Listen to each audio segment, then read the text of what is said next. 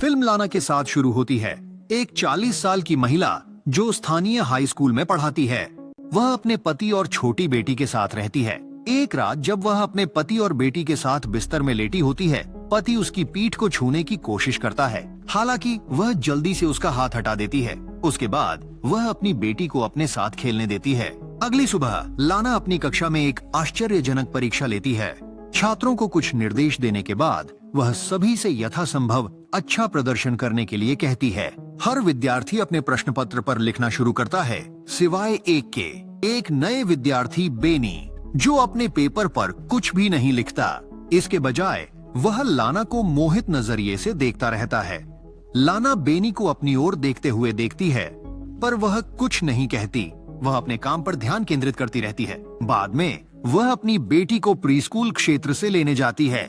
जब वह कार तक पहुंचती है तो वह देखती है कि बेनी अपने कुत्ते के साथ खेल रहा है और उसे कुछ समय के लिए घूरती रहती है। अगले दिन स्कूल में एक छात्र लाना की कक्षा में प्रस्तुति दे रहा है।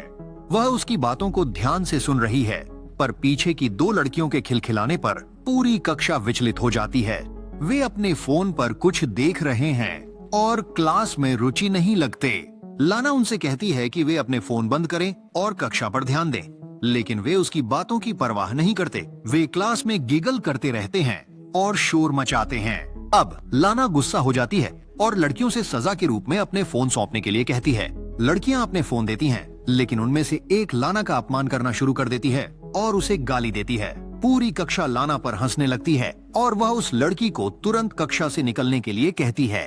इस अव्यवस्था के दौरान बेनी का चेहरा बहुत गंभीर दिखाई देता है। लगता है वह गुस्से में है। बाद में लाना शिक्षक के कमरे में चाय पीने जाती है। वह खिड़की से देखती है और उस लड़की को नोटिस करती है जिसने उसे अपमानित किया था। उसे किसी लड़के द्वारा परेशान किया जा रहा है। वह आदमी उसके बैग को जमीन पर धकेल देता है और यहाँ तक कि उसकी साइकिल को भी फेंक देता है।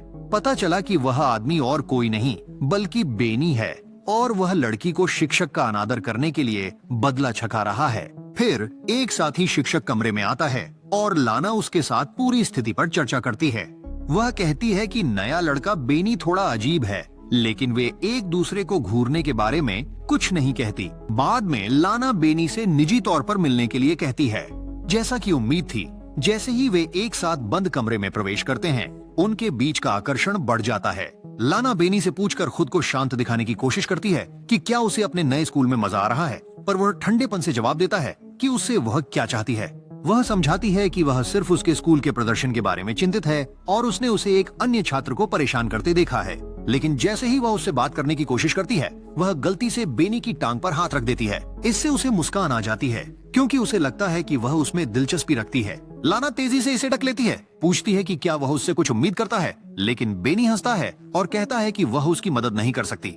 फिर वह उसे एक छुटकी मुस्कान देता है और पूछता है कि क्या वे दिन के लिए समाप्त हो गए हैं, और लाना कमरे से निकलने से पहले हाँ कहती है। उस रात को देर से लाना घर पर अपने छात्रों की परीक्षाओं की जांच कर रही होती है जब उसे दिखाई देता है कि बेनी के अंक बाकी सबसे कम हैं। यह उसे परेशान करता है क्योंकि वह चाहती है कि वह बेहतर प्रदर्शन करे। अगले दिन लाना अपनी कक्षा को सामान्य रूप से पढ़ाती है। जब वह जाने वाली होती है तब वह फर्श पर बेनी का बैग देखती है। वह इसे उठाती है और खोलती है। वह अंदर बेनी का स्वेटर पाती है, इसलिए उसे बाहर निकालती है और सूंघती है।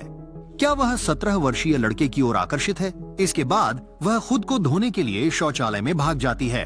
उसकी हैरानी में बेनी पीछे से आकर उसे अनुचित ढंग से छूने लगता है। लाना के चेहरे के भाव बताते हैं कि वह मजा ले रही है, पर वह उसे रोकने की पूरी कोशिश करती है। वह कहती है कि उन्हें ऐसा नहीं करना चाहिए, लेकिन वह नहीं सुनता और जारी रखता है। जब वह बेनी के स्पर्श को समर्पण करने वाली होती है, वह अचानक पीछे हट जाती है और इसे नकार देती है। फिर वह उससे कहती है कि इस तरह की स्थिति कभी नहीं होनी चाहिए। जाते समय वह उसे यह भी चेतावनी देती है कि अगर वह दोबारा उसे छूने की कोशिश करे तो वह सुनिश्चित करेगी कि उसे निकाल दिया जाए। अगले दिन स्कूल में लाना अपने काम पर ध्यान केंद्रित करने की पूरी कोशिश करती है, पर वह विचलित नजर आती है। वह छात्रों को कुछ क्लास वर्क देती है, लेकिन बेनी अपना काम नहीं करता और सिर्फ उसे घूरता रहता है।